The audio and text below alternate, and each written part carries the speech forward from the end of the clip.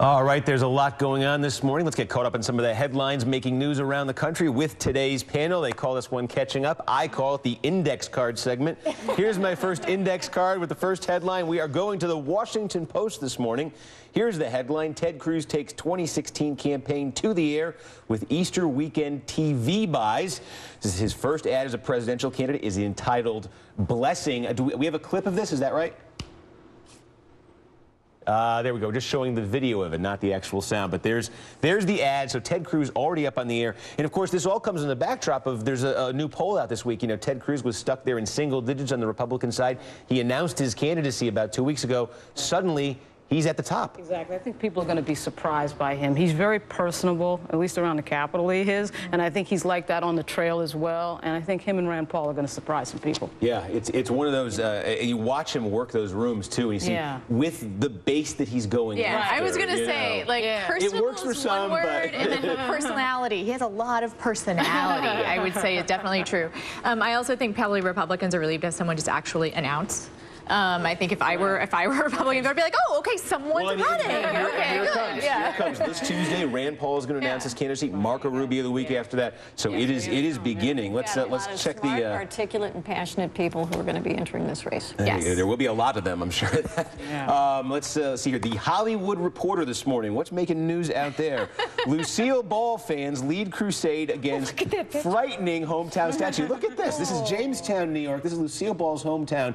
This is the they want to honor her, I think, and this is the statue they came up with. That is one freaky statue. You can't control the lighting in the studio. I mean, it looks like Fonzie more than it looks like her. I feel like, I mean, it just looks like a man, which is not necessarily a bad thing, but just that's not her. You're seeing the Fonz in that? Well, the hair, there's like it looks more like a bouffant. I don't know. I'm concerned. Something that's going to be around year after year. Not a good idea. It does. It looks like. It makes you wonder what the statue budget is in Jamestown, New York. Maybe they could put on some more parking tickets or something. I think they're getting voluntary contributions. The mayor, wisely so, said, I'm not spending public money to replace it, but if we get enough voluntary contributions, we'll do it. All right, Lucille Ball fans, there's your challenge. Let's see what else we have here. This is from Mother Jones. ETs for Hillary.